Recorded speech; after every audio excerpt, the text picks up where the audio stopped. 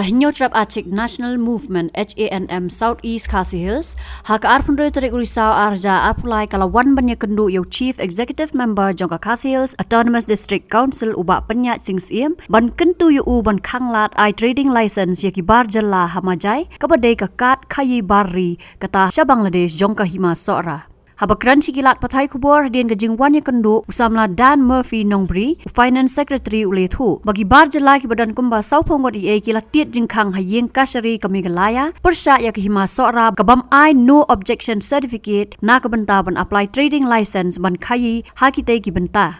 ba nak liang jumi ni mabaka nomor ba pyrshah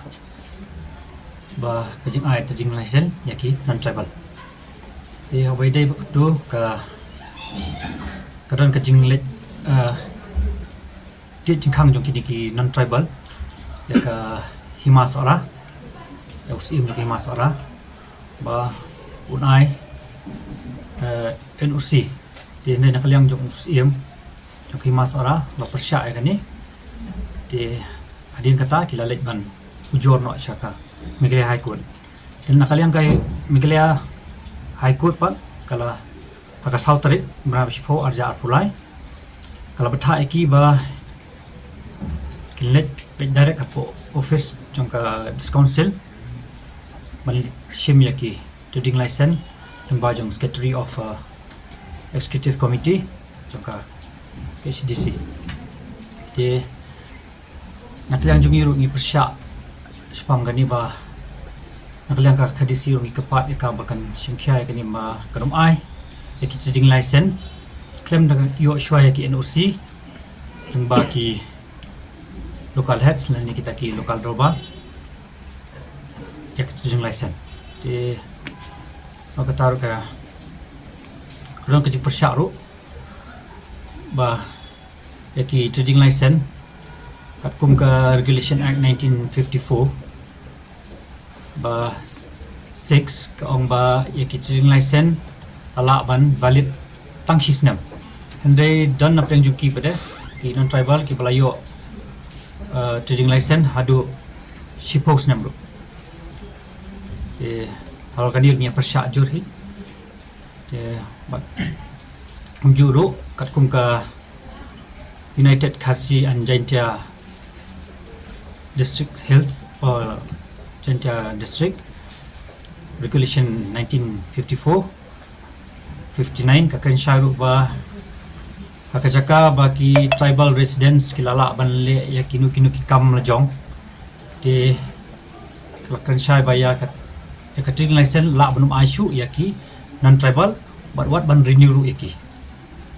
de ya kani ngilawan ban kapat ya CM takasngi ban nakalian juk ipat ilai kataka positive response ba ikwa hi nakalian juk iru iong bangin ya don lang penginya tray lang nya don kat nginya tray lang ya kan kakam abai dei buat kini ki trading license ban kalian juki ru ba yong bakin sasimkhia nak kalian jongka trade department ru ba kin lihat kat bala ban penduna nani ban pendu pendam pada kijaka bala don kini tribal residents bakin dei hi reki khun khasi jungi menta gidan kiba hanti saupau tam gidan and ki license di napa kami kini nukin ki goods and communities kam tam ka jingsi sha kat kum ka regulation 6 1954 ka kan shai by ka validity period of validity of license ka tang 1 year valid ndai nakaliang ka hak tu kisnam 2006-7 nakaliang jong ki officer jong ka trade pa ki ai lupa hadu shipos nam dadu ba shipos nam tam ki dadu adu laipo tam